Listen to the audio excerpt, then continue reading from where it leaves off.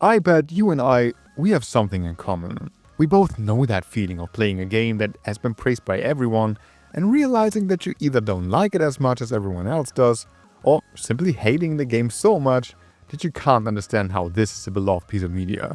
Well, I know this feeling and I absolutely hate it. So in order to cope with this, it's time to look at these 7 games that everyone loves, but I just don't. I know this is going to be a bit controversial and you might be surprised to see what games are on here, but of course that doesn't necessarily mean these games are bad. But for some reason, I just don't like them. Alright, let's do this.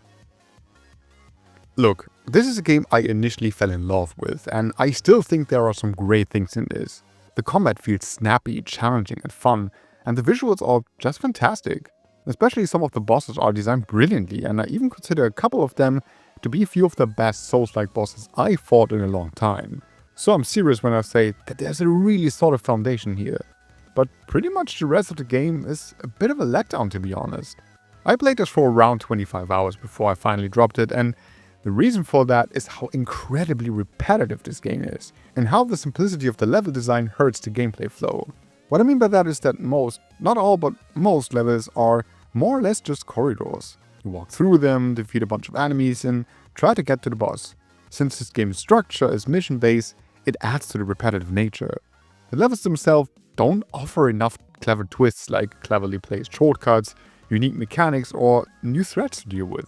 Sure, there are some doors that only open from one side to unlock a shortcut, but that doesn't really feel satisfying or like a relief because the side missions are super short, which makes gameplay elements like this feel irrelevant. Whenever there are some twists, this game does feel great, but sadly that's a rarity.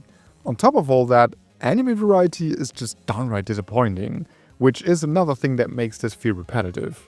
Another thing that made things feel meaningless is the loot system. I know it's similar to the one in Neo, but the insignificance of the items, because just 10 minutes later you probably swap it out anyway, made exploration feel almost obsolete. Luckily there are some things to find that are worth your time, but getting loot along the way, opening the menu over and over again to swap things out, just slows the game down way too much.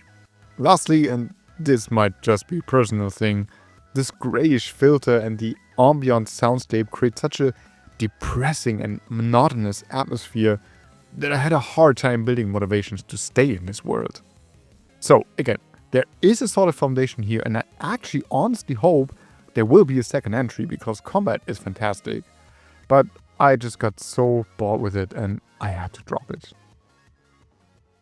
Now, talking about Xenoblade Chronicles X Definitive Edition is something I'm actually scared of. Why? Yeah, because I think I might actually hate this game. Look, I love the 3 mainline Xenoblade games, okay?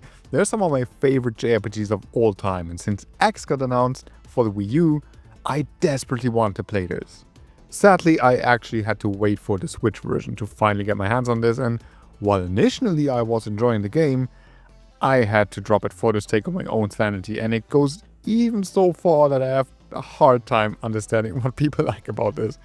I mean, okay, the combat. It's fun overall, because it's an improved version of the system in the first game, but not anywhere near as complicated as the ones in 2 and 3. The additions to the definitive version are also great, and I think the class system can be really fun. Still, Xenoblade Chronicles X is so frustrating to me. That's mainly because of the open world. While many praise it for being innovative, I'm sitting here getting frustrated by the random nature of enemy placement. I was in so many situations where I fought some enemies at my level only to be attacked by some monster 50 levels above me without any warning. I mean, I was careful, I observed the area, and I still got surprised by you hitting that subscribe button because you enjoy videos about indie games, JRPGs and more. Wait, someone else wrote that. That was me. Ah, here's the correct text. I still got surprised and destroyed by some high-level douche. Also, trying to grind was a chore because A, you only get a significant amount of XP from enemies that are 5 levels above you, but you also have to be careful that they are not too high, and B, finding a suitable spot felt impossible sometimes. Either there are too many high-level enemies around or enemies are too low. That frustration peaked for me at around level 25. But let's talk about the world and exploration again because I did not like that.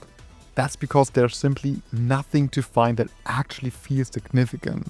Sure, you get tons of materials and basically every enemy drops new gear, but that's exactly the point. The fact that you are flooded by items and that they're not special or exclusive to a specific area or enemy make them feel insignificant, almost worthless.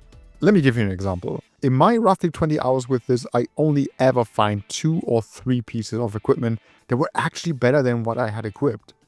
To actually improve my loadout, I always had to buy stuff. That annoyed me so much. Also, one thing that was absolutely killing the fun was the fact that I had to do side missions in order to even accept the next main story quest. Sorry, but what in the world is that? Then, the music. Damn, I don't know if I'm just disappointed because the series usually has absolutely brilliant music or if I'm mad, but probably both. that music was so incredibly annoying, especially the few tracks in New Los Angeles. I swear I had to turn it off at some point. Look, I know that some of my complaints are very personal, very subjective, and maybe I didn't do everything right or something, I don't know. But ultimately, I don't want to play a game where it's actually possible to play it wrong. I just want to have fun with Xenoblade Chronicles X, and I just didn't have fun. Dragon Quest III HD 2D Remake is a game I dropped after around 8 hours or so. Not because it's a bad game, but because it just isn't for me. And while I'm sad about this, I have to accept that. And I also know that this is 100% my fault. Why? Because for some stupid reason, I expected something else. This remake stays really retro in a lot of senses, but that's exactly what put me off actually. Random encounters are so incredibly frequent that I almost spent more time in battles than with exploration. And I don't know about you, but combat is freaking hard in this game, while grinding on the other hand feels unnecessarily time consuming. At least for me. In addition to that, dungeons are overly long and complex, while there's hardly anything to find in them. There's just a lot of empty space. I know that the general structure of the dungeons are the same as in the original, but with that, I wish dungeons would have been a bit more streamlined or modernized. Because in combination with a high encounter rate, getting through a dungeon, especially if you aim to explore every corner, is such a chore and frustratingly slow and hard. After a while I thought, you know what, let's switch to easy mode and breeze through these battles, but all that changes is that you can't die. I think A, that's pretty lazy design to be honest, and B, that's not really satisfying. It's like bowling with bumpers. Not fun. The other thing that put me off, and I know that's nothing that could have been improved because Square wanted to stay close to the original, is the story and group dynamic. I'm sorry, but for me the story is really just too simplistic, and the characters you have in your party don't have any personality. You know, that would have been okay if I found myself enjoying the rest of the game, but sadly I didn't, and that makes me really sad, because the music, graphics and animations are phenomenal. But yeah, I know that basically everyone who played it loved it, but for me I think it's too old school, too retro. It hurts me, but I don't like Dragon Quest III HD 2D Remake. Now, the things I would say now might be controversial, but I think Black Myth Wukong is objectively speaking just an okay game. Nothing more, nothing less, and personally, I don't like this at all. Okay, that might be a bit exaggerated, but still, for context. I played this for around 25 hours before I finally dropped it, and I don't even know why I played it for so long. Look, I get it. Black Myth Wukong has over 100 bosses you can fight. That's an impressive number, I know. But I also think that this is its biggest problem. I can't really say how many bosses I've fought, definitely not 100, but I think what I'm about to say still applies. 100 bosses are too many. There are some fantastically designed bosses, like this big temple tiger dude and the yellow wind sage. But while many will say this is basically a boss rush game due to the sheer number of bosses, I will say that a lot of them aren't designed that well, and therefore feel like filler content. I mean, that's no surprise. There are over 100 of them, so of course they are not all on the same level quality-wise.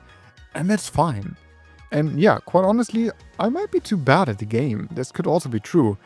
But again, I think some of them are designed to be cheap. And it's okay if some people like to suffer through that.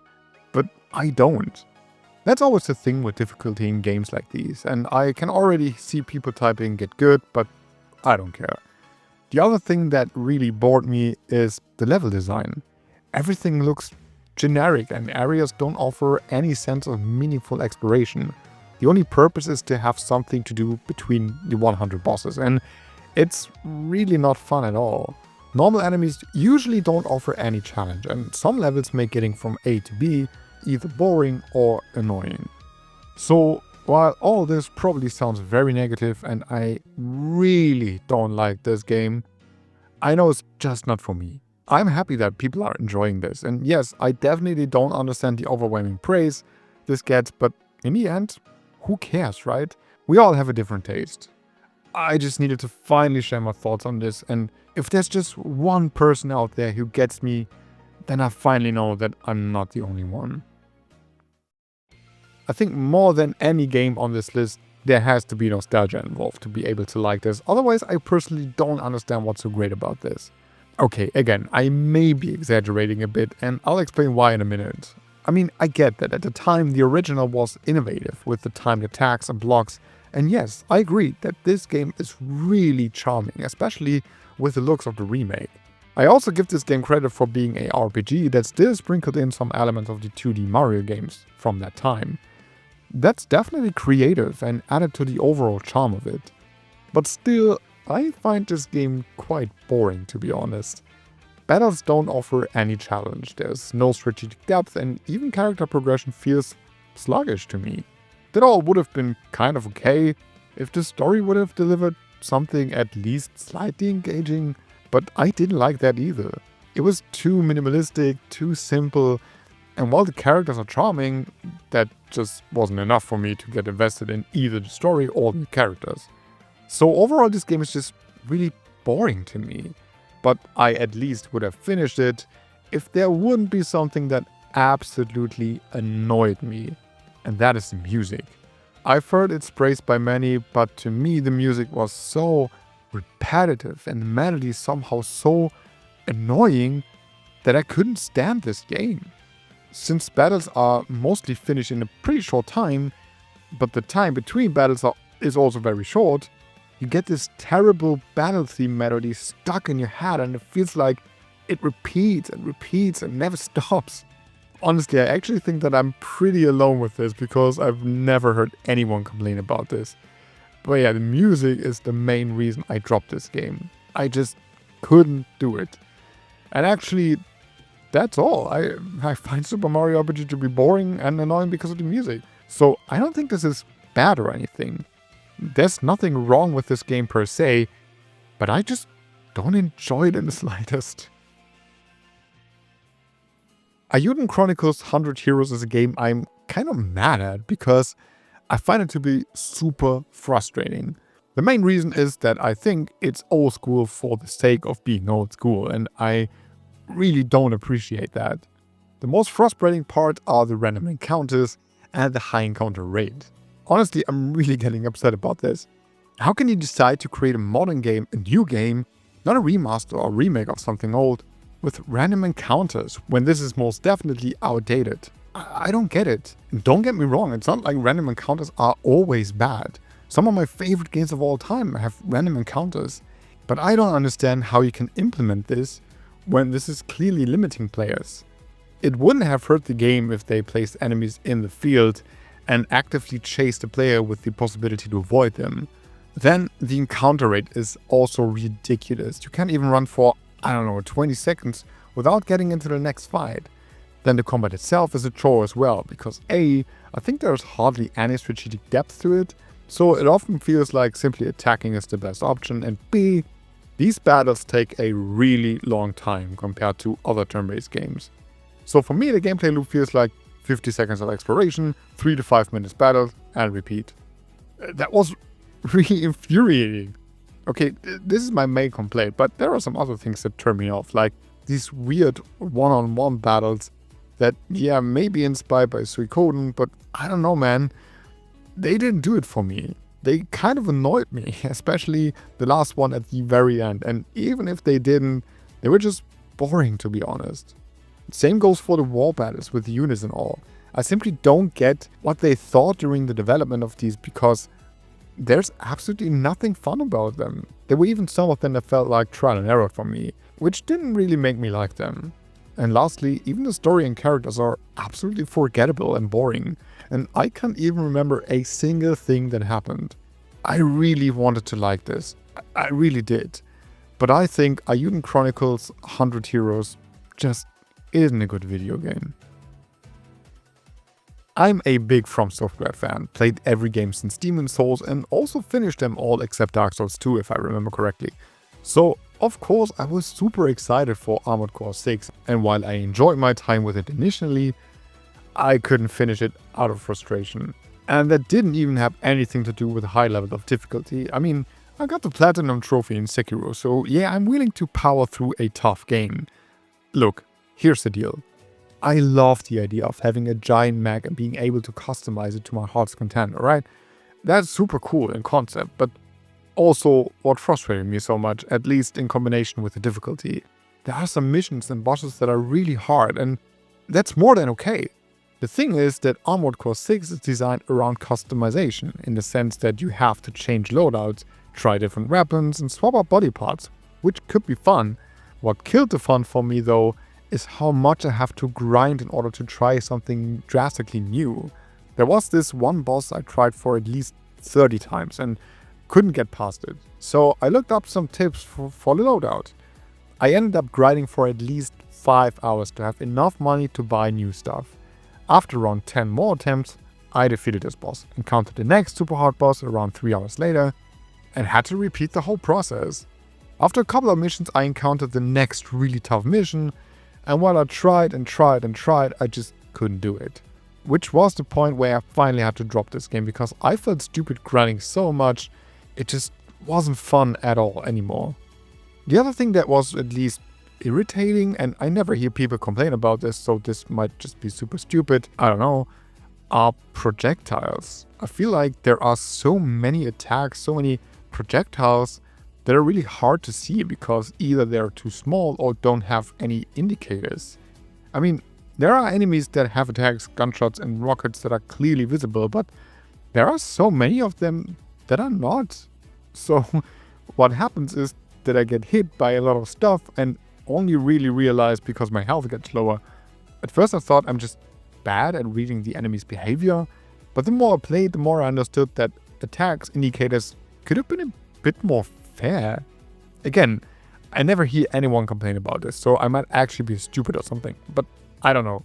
To me it felt super weird and therefore frustrating.